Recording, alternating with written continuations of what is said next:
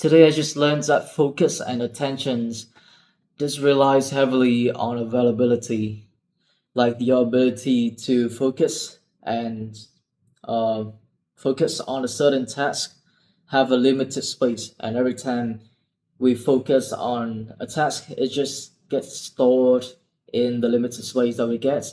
So when we scroll through social medias and when we multitask, we just bunch a whole we just bunch many tasks together, and it consumes a lot of focus storage. Like I think it's saying attention span from your limited space. And when we actually want to do the things that are important to us, there are little space left for us to be able to focus and have the free mental bandwidth to actually deliver the thing that we want to do in the day. And I learned that the only thing that is a that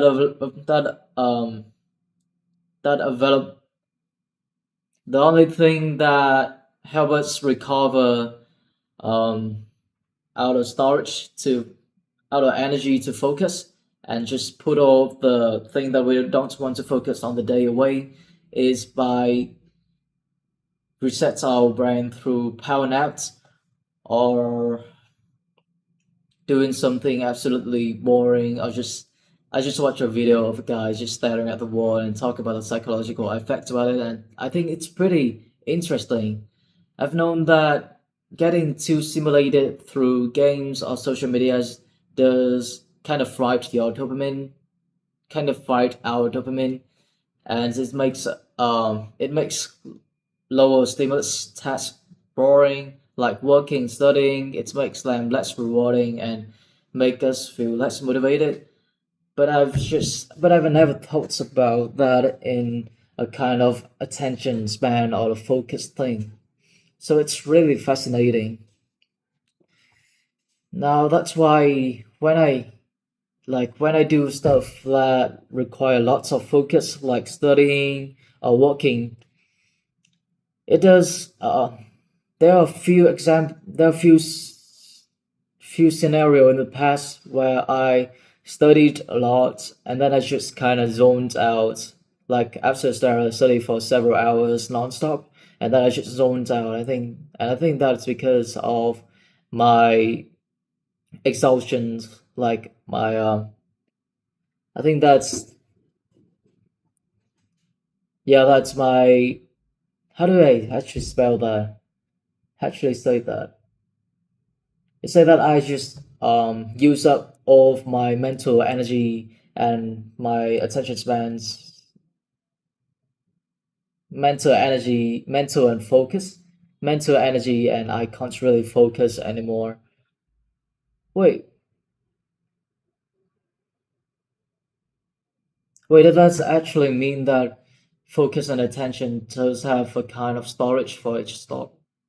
Oh wait, so it's not actually storage. I think that focus and attention span has a kind of limited energy and mental.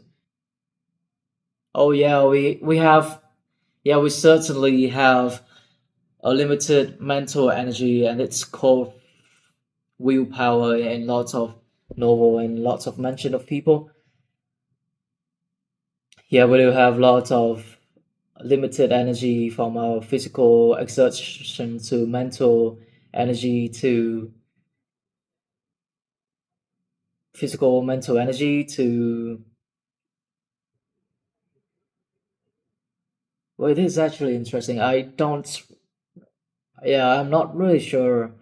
So we have a limited kind of mental energy, and whenever we think about something, especially if they are not done, like there are tasks that are not done, and if the task is not finished, the deadline is close, as kind of time limits pressure,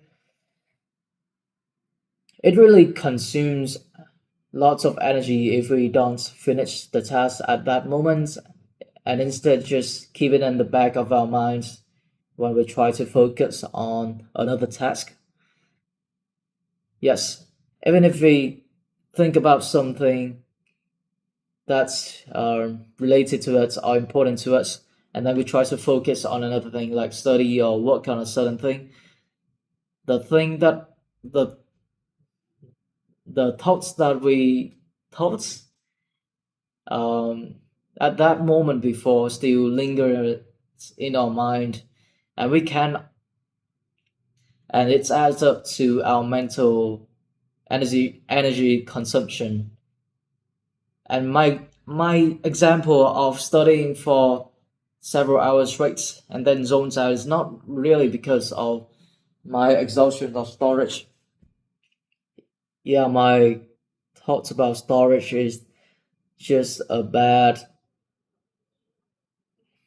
examples, a bad representation, a bad model of the mental energy. So that's the mental bandwidth that we have. So the more thing that you are distracted with, uh, the more thing that you interact with, and it's make you distracted, or either it's a deadline, it's a certain topics, a certain task that you haven't done yet. It's an important thing that pique your curiosity, but you have to set aside all of those things and focus on the thing that you need to do in the day. Those things that you have set aside still consumes lots of mental energy while you're doing the task that you do, the main task in the day. So that's a reason why people and also the tasks that you set aside also consume the available mental energy that you could use to focus on the main task of the day. So that's why when people are distracted because they scroll through social medias, or when they're playing games or doing other kind of stuff, stuff that stimulates them with lots of dopamine, it's really hard. It's really hard to actually study right after you fright your brain with lots of these distract your brain with lots of these activities, in comparison to when you just don't do all of this distraction thing and just do the thing in the main task in the first thing in the morning, or just after you wake up from your rest.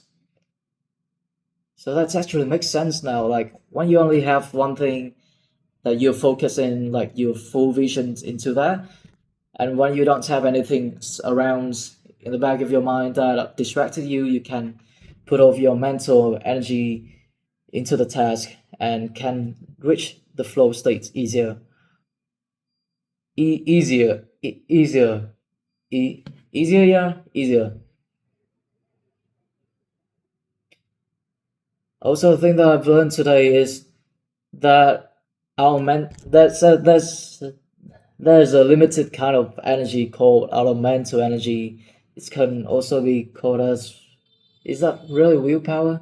It's not really willpower. Willpower is the ability to utilize, squeeze of your mental energy and maybe physical, yeah, mental energy when it's drained out. It's limited. The thing I have learned is that there's a certain amount of mental energy that everybody have in the day, and there's a kind of, yeah, it's I think it's called working memory. I think it's kind of not really working memory. Yeah, there's a storage of mental energy that you have during the day, and there's a limit upon how much energy you can pour into, how much energy you can use to focus on a certain task. And the more tasks you are distracted with, the more things you are distracted with, the less likely that you're able you're able to focus all of your mental energy into that task. And each person's have different, yeah, amounts of mental energy, and each person have different um and I also think that each person have a maximum amount of mental energy that they can put in. So, and mental energy here is directly related to memorizing things, focus, to problem solving, to lots of other things. And I think that the more mental energy a person can pour into a certain task, the easier it is to focus, to learn something new, or to do something and reach a flow state, at a state where you don't really realize that time has passed when you're doing something. And I certainly think that although mental energy and the maximum amount of mental energy that you can pour in is limited, is innate. Yeah, I think it's partially innate, but it's most likely that people can still train that kind of energy to train. Yeah, they can still train that kind of energy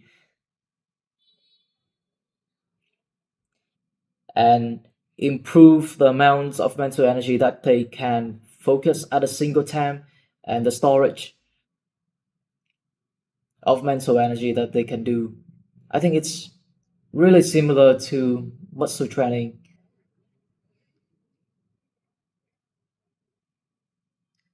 And the more mental energy that you can get, the longer does your brain actually allow yourself to work. No, there's the more mental energy that we have, the longer we can work with focus and in the flow state. And the more maximum mental energy that we can use at a single instant, the easier it is to focus, to reach the flow state, and to ignore all of the distraction outside.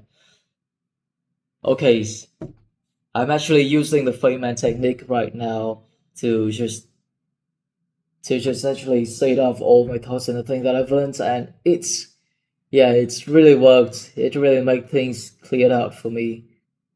Wow, that is really cool. That's it for today. See you tomorrow.